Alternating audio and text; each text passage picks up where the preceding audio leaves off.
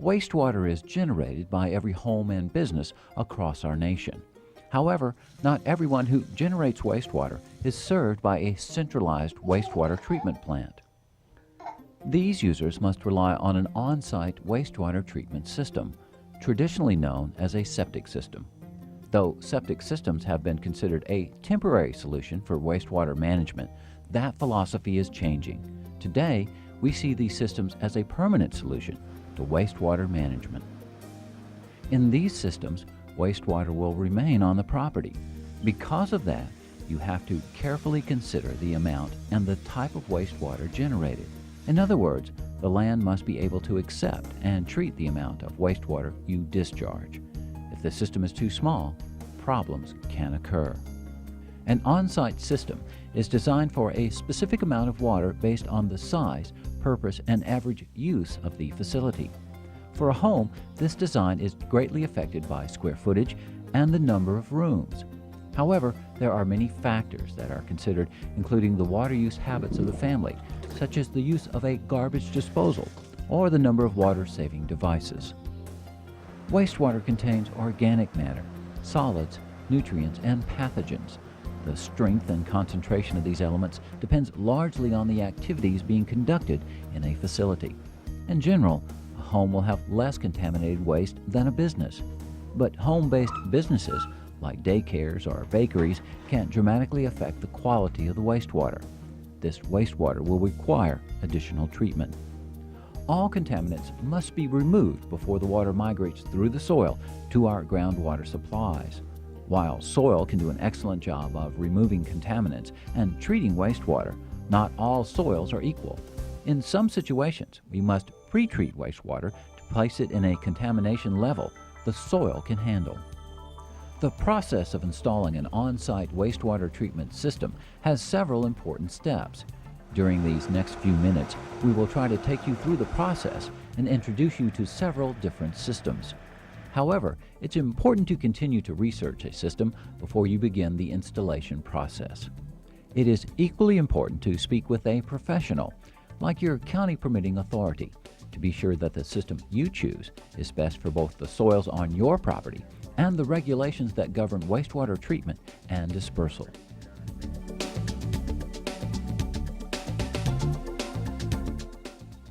A wastewater treatment system should be worked into the landscape to take advantage of natural vegetation, topography, and soils. Topography refers to the slope of the land and its natural drainage channels. The ideal situation places the on-site system moving downslope from the residence and all water wells. Rainfall runoff should be diverted off the treatment field. This keeps the field from being saturated and possible failure of the system. The location of the treatment system is critical. Though a treatment system must be a minimum of 5 feet from the building, it is usually placed further away to allow better access for operation and maintenance. Periodically, you will need to have solids pumped from the treatment tank. This is accomplished by a vacuum truck with a hose that extends down into the treatment tanks. Pre-planning on how this truck will be able to get to the tanks will assist further maintenance. The treatment tanks should not be placed in a low area where rainwater will collect and flood the system. Watertight risers should be placed on top of the treatment tanks to allow access to the tanks and prevent rainwater from entering the system. The soil should be evaluated across the site. Soil profiles can be consistent across a given tract of land or can vary greatly within just a few feet. The evaluation of soil in the treatment area should reveal the most restrictive layer in the soil. This layer will determine the quantity of water that can flow through the system, as it limits the flow of water through the soil. To find this layer, you evaluate the soil below the bottom of the land application system. Presence of shallow groundwater will limit the ability of the site to treat the wastewater. Carefully evaluate the ability of each soil layer to transport water. This is based on the soil type or texture. The slowest of these transport rates is used to determine the wastewater loading rate of the soil. This rate, along with the quantity of wastewater generated in a home, is used to determine the size of the treatment area. Another important consideration is to place the wastewater treatment system a safe distance from any water wells. Wastewater is cleansed as it moves through the soil, but if this distance is too short, the wastewater could still contain nutrients and pathogens when it reaches the well site. If the well casing and native soils have not bonded well, partially treated water can easily flow along the casing, contaminating the groundwater below. For this reason, it's important to note the location of any neighboring wells, even those abandoned or not on your property.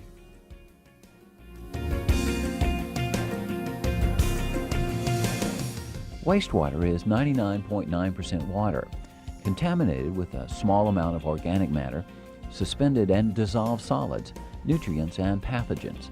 These contaminants must be removed from the wastewater before it leaves the soil treatment area.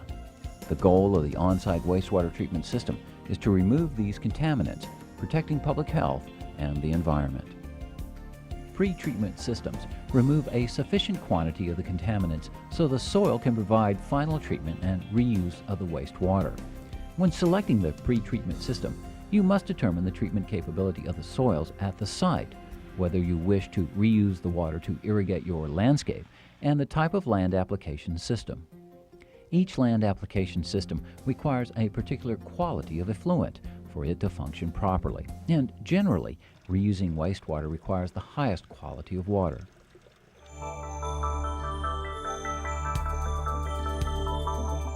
A septic tank is an enclosed watertight container consisting of one or two compartments.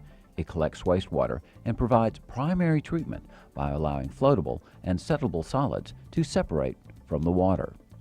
Settleable solids accumulate at the bottom of the tank, while floatables, such as oils and greases, rise to the top. Water should remain in the tank for at least 24 to 36 hours to provide optimal treatment. As much as 50% of these solids remain in the tank and decompose. The rest accumulates as sludge at the tank bottom and must be removed periodically.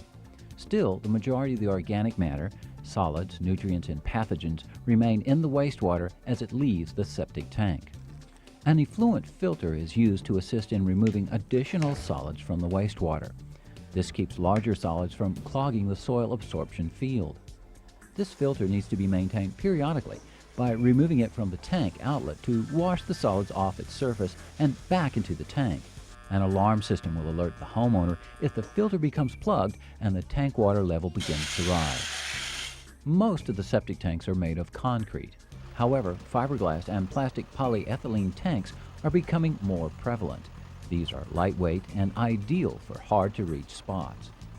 All tanks must be watertight to keep water from entering the system, because excess water entering the system can saturate the soil absorption field. The result is water flowing above the ground surface. Using a septic tank to pre-treat sewage allows secondary treatment systems to work more effectively. The effluent emerging from a septic tank is mild, consistent, flows easily, and is better treated by both aerobic and anaerobic processes.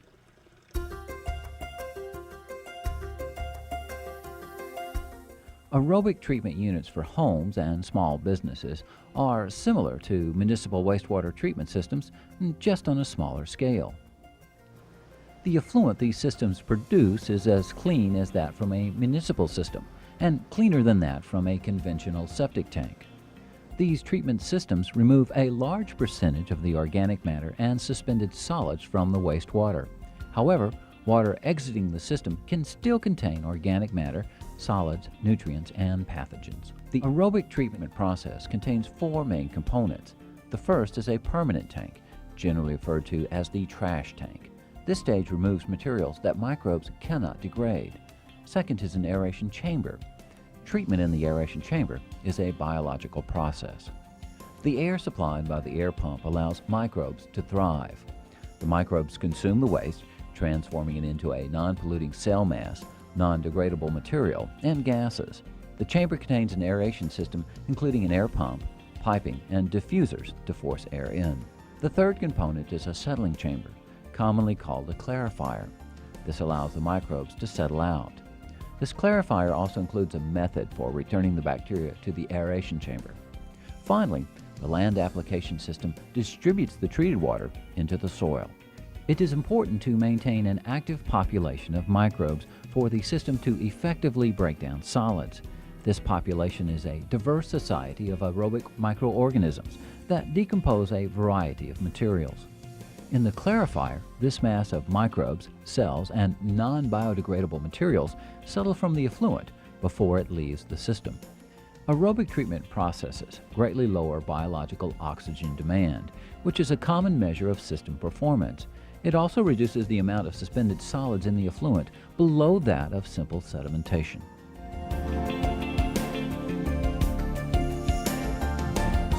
Sand filtration is one of the oldest known wastewater treatment technologies. In simple terms, it is a lined, watertight box filled with specific sand materials. If properly designed, constructed, operated, and maintained, a sand filter produces a very high-quality effluent. A typical sand filter system consists of a septic tank, dosing tank, sand filter, and land application system. The sand filter box can be constructed of concrete or an excavated hole lined with plastic. Sand filters intermittently dose wastewater onto the sand bed. The wastewater passes through the bed before entering the land application system. Sand filters generally have 24 to 36 inches of sand for treatment of the wastewater. The bed is underlined with a bed of graded gravel and a collection pipe. Sand filters can either be open to the surface or buried below ground. Surface filters, called free access, are typically built above ground with a lid allowing easy access to the system. Landscape design can help blend these systems into the surrounding landscape. Below-ground systems are completely buried and therefore blend seamlessly into a landscape.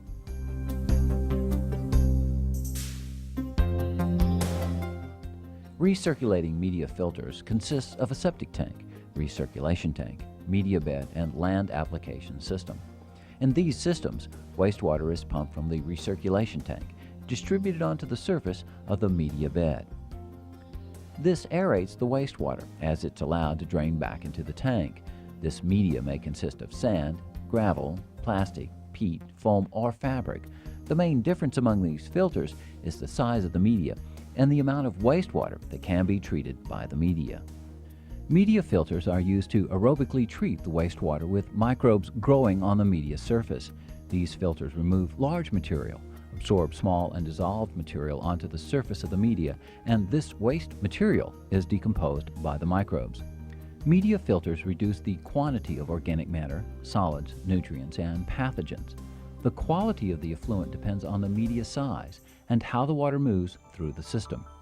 A film of biological growth on the media feeds on the contaminants contained in the wastewater. As the film grows, it will exceed its ability to hold on to the media. Pieces of the biological growth will break off and fall back into the tank with the wastewater for decomposition. Wastewater flows from the recirculation tank into the land application system.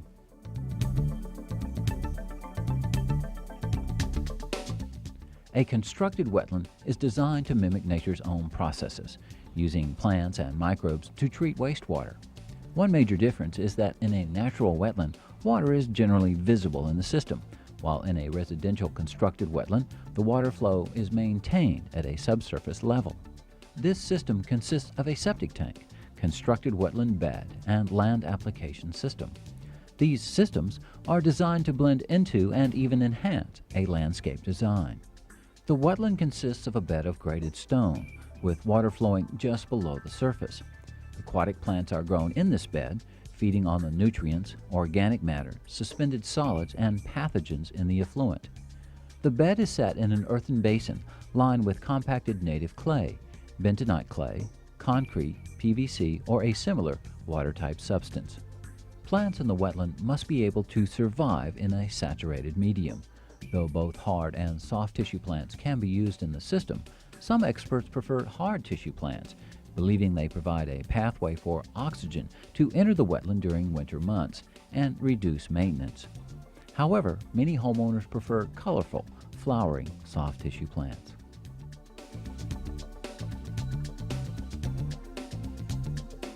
Disinfection systems are used as an additional safeguard against pathogens in the wastewater. Disinfection systems are placed between a secondary treatment unit and a land application system. 3 methods of disinfection are available: chlorine, ultraviolet light, and ozone. Chlorinators are the most common type of disinfection system. This system relies on a monthly addition of chlorine tablets to ensure disinfection of the wastewater.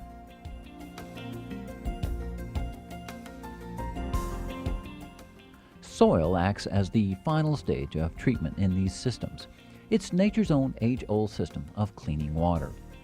Microbes that occur naturally in the soil remove the remaining organic matter, solids, nutrients, and pathogens from the water. The type of land application system you can use depends on your site conditions, which were determined during the site evaluation. The most critical information is the type and depth of soil you have for treatment of the wastewater. There are several options for moving wastewater from your pretreatment system into the soil. The first systems we will discuss use gravity, or the ability of water to flow downhill to distribute the water throughout the drain field. These systems generally can follow a septic tank pre-treatment device and require good soils at the site. The next systems require a pump for pressurizing the wastewater and distributing it throughout the drain field. The pressurized systems are used in areas with limited soil depth available for wastewater treatment. This type of shallow soil can be in areas with seasonally high groundwater or bedrock near the soil surface.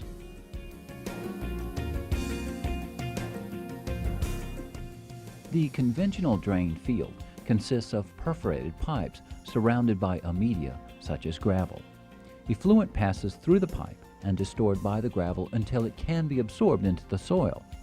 The microbes decomposing the waste form a biological mat at the surface of the soil and at the bottom of the drain field. The mat tends to slow down water movement and helps avoid soil saturation.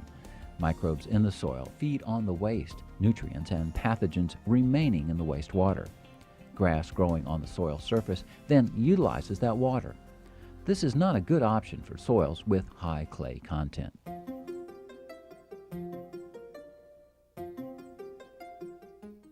Leaching chambers are an alternative to pipe and gravel systems. A hard plastic dome serves as a reservoir, holding wastewater until it can be moved into the surrounding soil. These chambers have greater storage capacity than gravel-filled systems, which provide only 35% of the trench volume for water storage. In contrast, the dome is completely opened and 100% of its open volume can hold wastewater. Leaching chambers can also serve as reservoirs for facilities with intermittent high-volume use. The components are available in a variety of sizes and have connectors to allow construction of trenches to follow the contour of a site. However, you should be aware that maintenance and soil requirements for this system are quite similar to that of the media-filled trenches. This, too, is not a good option for soils with high clay content.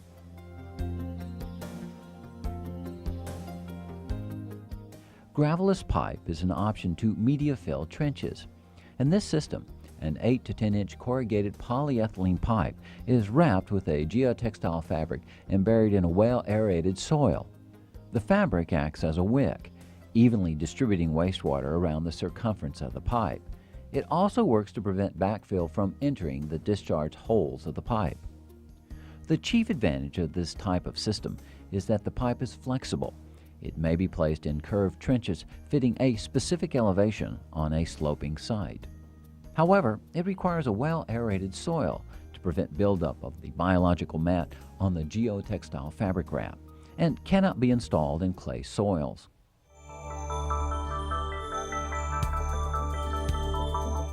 The evapotranspiration bed relies on the natural properties of soil to lose water both by evaporation and transpiration from plants growing on top of the bed.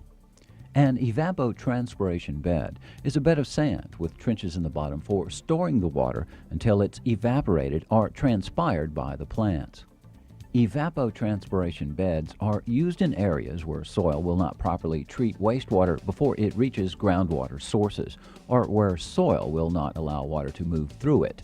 These systems are designed based on rainfall and expected evapotranspiration rates. These beds can be either lined or unlined, depending on the permeability of the surrounding soil. Gravelly sands and karst soils require a liner. This can be made of natural clays, synthetic lining, or concrete. Unlined beds are used for impermeable soils like clay. Plant cover is essential for the proper function of these systems. Grasses and other plants must be well maintained for them to work properly.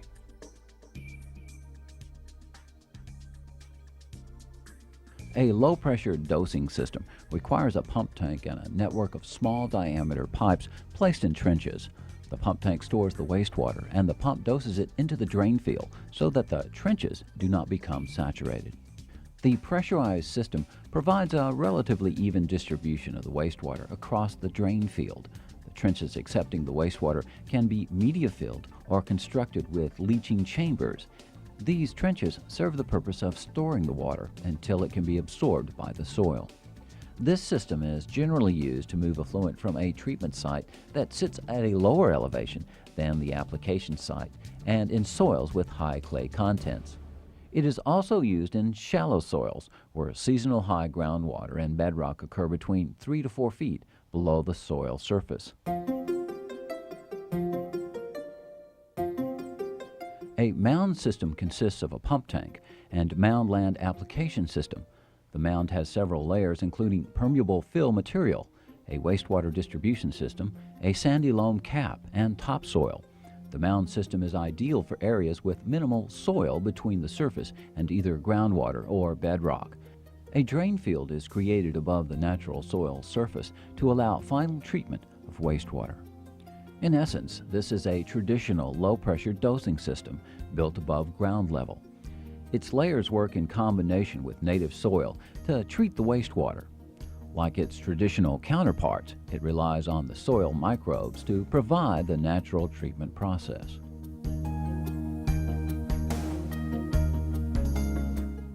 A subsurface drip dispersal system provides uniform application of wastewater across the application field.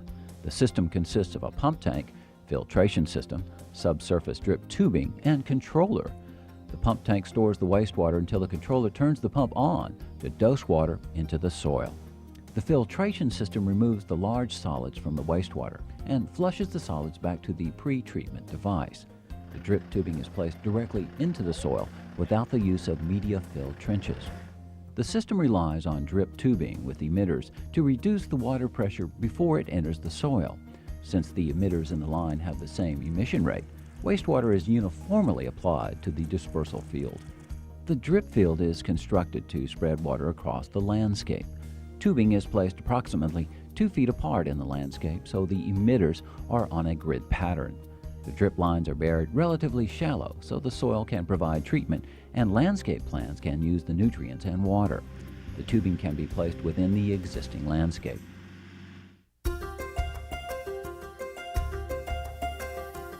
A spray dispersal system utilizes a pump tank, pump, and spray heads to distribute wastewater on the surface of the ground. The pump tank stores the water until it is time to dose the water to the spray area. The system can either be an on-demand system, which sprays the water whenever the tank is full, or night dosing system, which holds the water until night and then the water is dispersed. Most residents prefer a night dosing system when the effluent will be sprayed in the landscape. These systems distribute wastewater across the soil surface much like a traditional lawn irrigation system. Therefore, the system requires the highest quality effluent from the pre-treatment system. Wastewater must also be disinfected. The surface area must have vegetation and be landscaped to avoid runoff. Also, low trajectory sprinklers are used to minimize drift from the spray area.